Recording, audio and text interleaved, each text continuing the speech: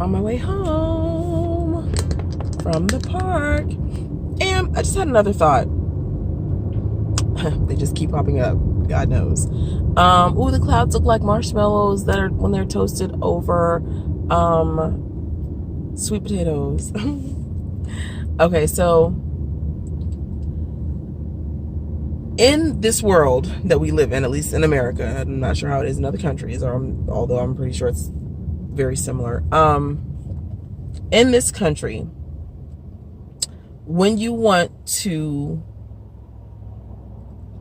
get credit for something, like when you want to get credit from a company to buy furniture, to have a credit card with that company, to buy furniture, have a credit card, whatever, you have to apply for it. You know what I'm saying? You have to apply and you have to prove your credit worthiness. I used to process home equity loans for a bank, and you know, there are people called underwriters, which if you know anything about homes and mortgages or real estate, you know what an underwriter is if you ever dealt with a loan. I didn't know until I had this job, so I'm going to break it down. But there are people called underwriters who basically their job is to, when you apply for something like a loan on your home or a loan for a car, they go through and they pull your credit history, your entire credit history.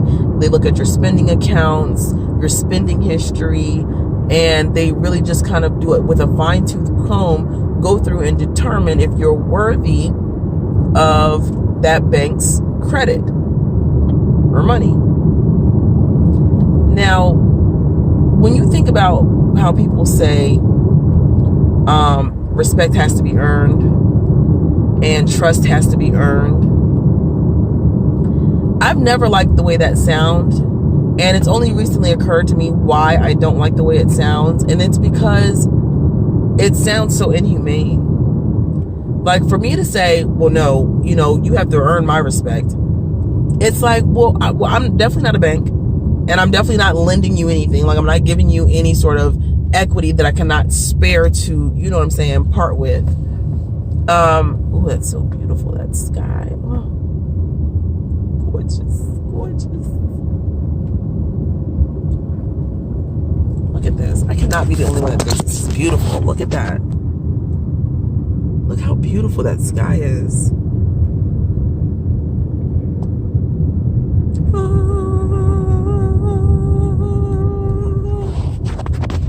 It's like, but like who are we to say that someone doesn't have our respect until they earn it?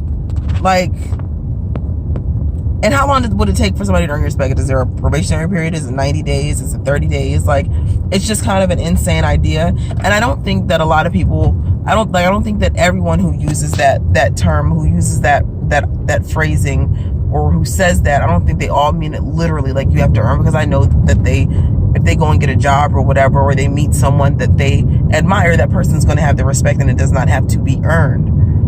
But just the idea, just that mentality, to me is something that I feel like is beneficial for at least for me. And if it's beneficial for me, I feel like it's beneficial for everyone to realize that respect and trust should be given automatically, because we're supposed to love our neighbors like ourselves. We're supposed to even love our enemies, and part of loving someone is respecting and trusting them. So I'm just getting to a place in my conscious elevation where I can say that I have love for everyone that I've ever known or met. And I even say that I have love for everyone in the world, but I want to be cautious about saying that for different reasons. But it's quite a thing to be able to say that. And if you do truly say that you love your brothers and your sisters, or not like your literal blood brothers and sisters, but if you do say like you love your neighbor and you love your enemies, that means you would hopefully also have love for a stranger, at least human basic brotherly love for a stranger. Then why would they have to earn what is considered a basic human kindness? Respect and trust, that's basic. We're not talking about lending them any money. We're not talking about you meet someone and every time you meet a new person, you have to give them $5,000 just because, like, that's what it means to respect someone. No, respect is free.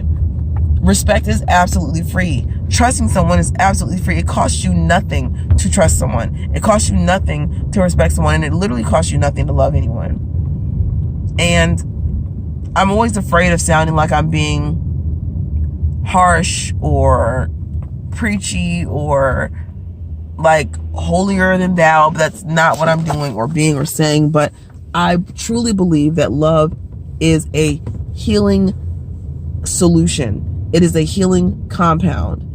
And when you have love, when you have true, genuine, unconditional love, things and people and situations get healed.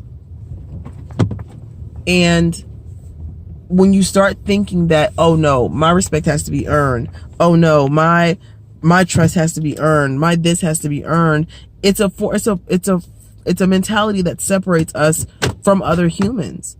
It's a mentality that separates us from blessings, I believe, because if that's the energy that you're giving out, that it has to be earned, then you're going to get that same energy back from people that you meet. No, mine has to be earned too.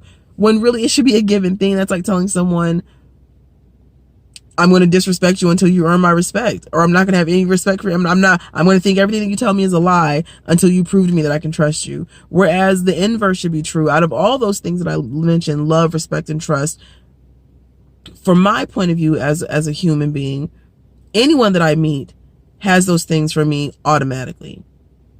Trust is something that can be lost with me. Respect is also something that can be lost with me, although it may be temporarily. Like, I still respect the fact that you're a human, but I may not respect your actions or your, behavior. But other than that, I still love unconditionally, and I still pray unconditionally for everyone. And it takes a lot of growth to get there. But mentally, this is coming from a person who's dealt with depression and bipolar and things like that, and I've been on medication for things like that. Mentally, it feels a lot better, and it feels a lot healthier, and it feels a lot more natural to go around and just say, I have love for everyone. And that doesn't mean, oh, like I'm a flower child hippie. I accept everything and I accept everyone, and I'm approving of everything that's going on.